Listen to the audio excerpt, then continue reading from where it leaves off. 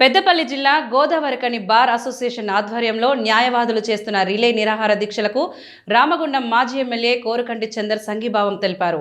20 రోజుల క్రితం లాయర్ తిలక్ పై one town CI Indrasena Reddy అతని గన్మెన్ ప్రవీణ్ దాడి చేశారని లాయర్లు కోర్టు విధులు బహిష్కరించారు. ఇప్పటికీ 23 రోజుల నుండి కోర్టు విధులు బహిష్కరించి వివిధ రకాలుగా నిరసన ప్రదర్శనలు చేపడుతున్నా పట్టించుకోవడం లేదని బాధిత న్యాయవాది తిలక్ తెలిపారు. ఈ క్రమంలో పోలీసు అధికారిపై చర్యలు తీసుకోవాలని లాయర్లు వివిధ రకాలుగా ఆందోళన కార్యక్రమాలు చేపడుతున్నారు. అయినప్పటికీ పోలీసు ఉన్నతాధికారులు చర్యలు తీసుకోవడం లేదని న్యాయవాదులు ఆగ్రహం వ్యక్తం చేస్తున్నారు. ఇక్కడ స్థానికంగా గెలిచినటువంటి ఎమ్మెల్యే రాజ్ ఠాకూర్ మక్కన్ సింగ్ గత 20 రోజులుగా న్యాయవాదులు మాకు అవమానం జరిగింది, మేము ఈ యొక్క న్యాయ వ్యవస్థను రక్షించాల్సినటువంటి వాళ్ళమే, మాకు ఇక్కడ పోలీస్ వ్యవస్థ ఇబ్బంది పెడుతున్నదని నిరసన చెప్తా ఉంటే కూడా కనీసం స్పందించకపోతే అసలు నిన్ను ఎమ్మెల్యేగా నిన్ను ఈ సమాజం ఎందుకు గెలిపించినట్టు? నీకు ఎప్పటికీ హైదరాబాదులో నీకు ఇక్కడ గోదావరికన్లో ఉన్న పరిస్థితి అర్థమవుతలేదా? 20 రోజుల నుంచి వెళ్ళి కోర్టు బహిష్కరణ గురవుతుంటే కోర్టులో న్యాయవాదులు ఎవరికి పోతుంటే ఇప్పటికీ నీకు అర్థమవుతలేదా? అసలు నువ్వు ఏం ఆలోచన చేస్తున్నావు?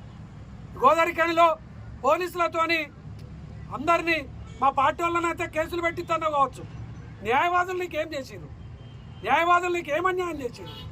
నీకు నిజంగా చిత్తశుద్ధి ఉంటే పరిపాలన మీద ఎమ్మెల్యే రాజ్ ఠాకూర్ మక్కన్ సింగ్కు అవగాహన ఉంటే వీళ్ళకు వెంటనే సిఐతోని క్షమాపణ చెప్పించి ఆయన వెంటనే సస్పెండ్ చెప్పి అప్పుడు నీకు న్యాయ వ్యవస్థ మీద గౌరవం ఉన్నట్టుగా ఈ సమాజం భావిస్తుంది, మేమందరం కూడా భావిస్తాం. ఈ యొక్క పరిపాలనలో న్యాయ వ్యవస్థ కూడా పరిపాలనలో ఒక భాగం కాదా? మరి నీకు తెలియదా? ఇది అవగాహన లేకపోవడం అనేది నిజంగా చాలా విచారకరం, బాధాకరం. ఇప్పటికైనా రాజ్ ఠాకూర్ మక్కన్ సింగ్ దీని మీద స్పందించాలి. నాకేదో సంబంధం లేదని భావిస్తే విడిచిపెట్టది సమాజం. నీకే సంబంధం ఉన్నది, నువ్వే ఎమ్మెల్యే, ఇక్కడ నీకే అన్నిటి మీద బాధ్యత ఉంటుంది. నువ్వు తప్పించుకొని తిరుగుతా అంటే ఈ సమాజం నిన్ను విడిచిపెట్టదు. వెంటనే దీని మీద రాజ్ ఠాకూర్ మక్కన్ సింగ్ స్పందించాలి. ఈ యొక్క న్యాయవాదులకు జరుగుతున్నటువంటి అవమానం మీద స్పందించాలి. నువ్వు మరి సిఐకి మద్దతుగా ఉంటే నేను సిఐకి మద్దతు అని ప్రకటించు, మరి సమాజం అప్పుడు చెప్తుంది. దీని మీద తప్పకుండా వెంటనే దీని మీద ఈ యొక్క ఇక్కడ ఉన్నటువంటి సిపి గారు కానీ ఇక్కడ ఉన్నటువంటి ఏసీపీ గారు కానీ అందరూ కూడా దీని మీద స్పందించాల్సినటువంటి అవసరం ఉన్నది.